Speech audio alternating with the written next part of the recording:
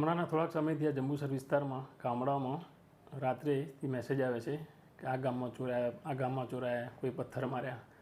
ખરેખર અમે તપાસ કરી તો આવા કોઈ જ બનાવ બનેલ નથી કે અત્રેના કોઈ પોલીસ ડિવિઝનના કોઈ પોલીસ સ્ટેશનમાં આવા કોઈ બનાવો દાખલ પણ થયેલા નથી. આ અમુક લોકો છે આ ખોટી અફવાઓ ફેલાઈ રહ્યા છે કે આ પથ્થર મારે છે. ખરેખર જો કોઈ ચોર હોય તો જેને ચોરી કરવી હોય તો જાણ કરીને ના આવે, પથ્થર મારીને એ ના આવે. એ લોપાઈ છુપાય એને ખાનગીમાં ચોરી કરીને આવે કે કોઈની જાણ ના થાય એ રીતે ચોરી કરે.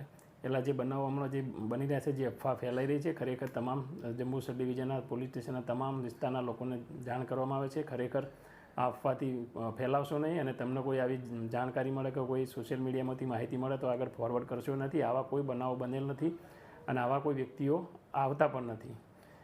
જેથી તમામ લોકોને પોલીસ તરફથી અપીલ કરવામાં આવે છે કે આવી ખોટી અફવાથી ભરમાશો નહીં અને તમને કોઈ અફવા ફેલાર વિશે માહિતી મળે તો પણ પોલીસનો સંપર્ક કરવા વિનંતી છે. આજે જે આમોદ તાલુકાની અંદર જે બનાવો બને છે, જે અફવાઓનો દોર ચાલે છે, તેને લઈને સાહેબ પોલીસ દ્વારા તમે શું કહેવા માંગશો?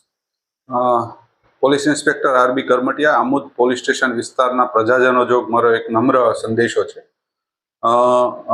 થોડા સમયથી સમગ્ર ગ્રામીણ વિસ્તારોમાં રાત્રે કોઈ ટોળકીઓ આવે છે, લોકોના આંગળા કાપે છે અને ચોર લોકો આવીને ગામમાં ફરે છે. આવી બધી જે અફવાઓ છે એના લીધે લોકો પોતે કંઈક ને કંઈક હાથમાં લઈ અને લાકડી, ધોકા, હથિયારો લઈને નીકળે છે અને સામાન્ય લોકોને પણ પરેશાન કરતા હોય એવી ઘટનાઓ સામે આવી છે. તો આ બાબતે તમામ ગ્રામજનોને આમોદ તાલુકાના અને આમોદ પોલીસ સ્ટેશન વિસ્તારના આવતા લોકોને મારી નમ્ર વિનંતી છે કે આવો કોઈ બનાવ હજુ સુધી આમોદ પોલીસ સ્ટેશન વિસ્તારમાં બનેલ નથી.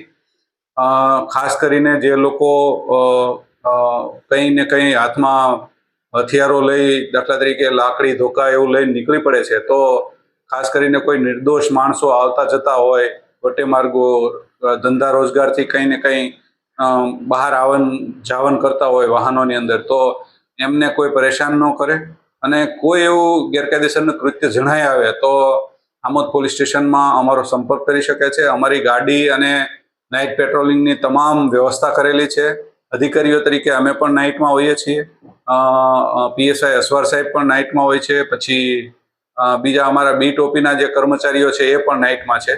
ખાસ કરીને કાયદો હાથમાં નહીં લઈ પ્રજાજનોને નમ્ર વિનંતી છે કે પોલીસ સ્ટેશનનો સંપર્ક કરે. ઠીક છે. આ તીક્ષ્ણ હથિયારો લઈને જે લોકો માર્ગ પર આવે છે તેના માટે શું સંદેશ આપશો? જે લોકો તીક્ષ્ણ હથિયારો લઈને રોડ ઉપર આવી જાય છે તો જો એના તમામને સૂચના છે કે આવી પ્રકારની કોઈ પ્રવૃત્તિ ન કરે અને જો એવું કોઈ કરશે તો પછી એમના વિરુદ્ધ પોલીસ તરફથી કાયદેસરની કાર્યવાહી કરવામાં આવશે.